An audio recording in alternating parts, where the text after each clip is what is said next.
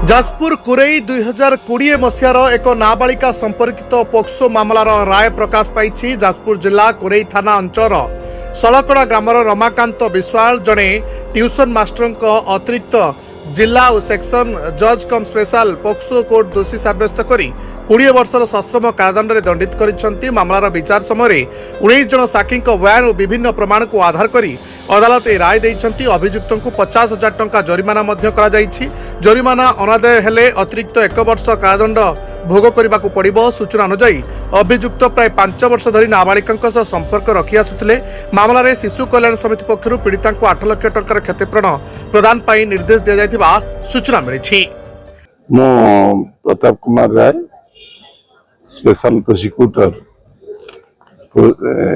ADJ designated special court POCSO. आज जो case T judgement है गोटे ऐतिहासिक जजमेंट। गोटे रमाकांत विश्व गोटे मुदाला जी से आमर पीड़िता को बापा माँ देते ट्यूशन करने से ट्यूशन करने सहित दीर्घ 4-5 वर्ष धरिक असदाचरण कर सहित सेक्सुअली रैबेस कर धमक चमक देता जो कि सी आत्महत्या चाइल्ड हेल्पलाइन साहाଯ୍य नहीं। चाइल्ड हेल्पलाइन वाला जाजपुर को जनइले। जाजपुर जन सारापर एतला दिगला। एतला दि पोस्को 6 दफा सहित अन्य बीएनएस दफा थी। आज जो विचार करी मान्यवर अदालत 20 वर्ष सश्रम कारादंड 50,000 टंका जरिमाना अनादाय होची पुणी 1 वर्ष जेल आउ जो पीड़िता 8 लाख टंका कंपनसेशन दे। ये केस टी कोरेई थानार एवं ये गोटे से समय रे ये गोटे भारी सेंसेशनल केस थिला एवं समस्ते भावुले एथुरा खसिकी पड़ेगा। कारण हूँ जेहेतु भाविले जे हूँ बापा माँ टिके आपा से कही ना बोली एवं अन्य जने इतला देता भावुले खसी बोली किंतु इन्वेस्टिगेशन जो है पुलिस की धन्यवाद दवा उचित। से आयोग को धन्यवाद दौचु।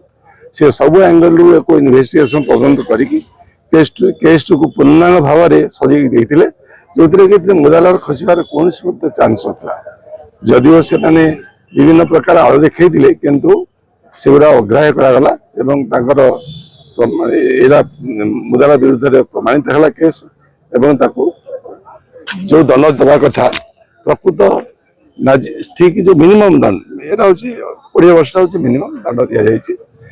ये दंड समाज गोटे वार्ता दब जे आगामी दिन में हूँ जो मैंने सब एमती अच्छा से प्रति जो मैंने गुरु शिष्यर संपर्क नष्ट कर साहस करें से जजमेंट रे माननीय अदालत गोटे कथा लिखिं तार पारा 16 जे गुरु ब्रह्म गुरुदेव गुरु विष्णु गुरुदेव महेश्वर गुरु साक्षात परम ब्रह्म तस्मै से गुरु जो कथा लिखिं सुंदर कर देखी। जजमेंट टी भल जजमेंट गोटे हिस्टोरिकल जजमेंट हम एवं आगामी दिन में ये जजमेंट को निश्चित ऊपर गले खराब चांस ना। भल जजमेंट सब कथा देखी जो मैंने आज मोर ये कहार उद्देश्य अच्छी जो मैंने हाथ में पिला आम दौरान पाठ पढ़ाई से बाड़ फसल खाइब रक्षणाबेक्षण कर किए तेणु प्रकृत में से जो शोकटी आज से उपनिषद देती आप्रोप्रिएट शोकटी हूँ आप्रोप्रिएट। तेणु ये गोटे भल मेसेज जीव आगामी दिन में हूँ अन्य भयभीत हो काम करने जो मैंने काम करने इच्छा प्रकाश कर। धन्यवाद।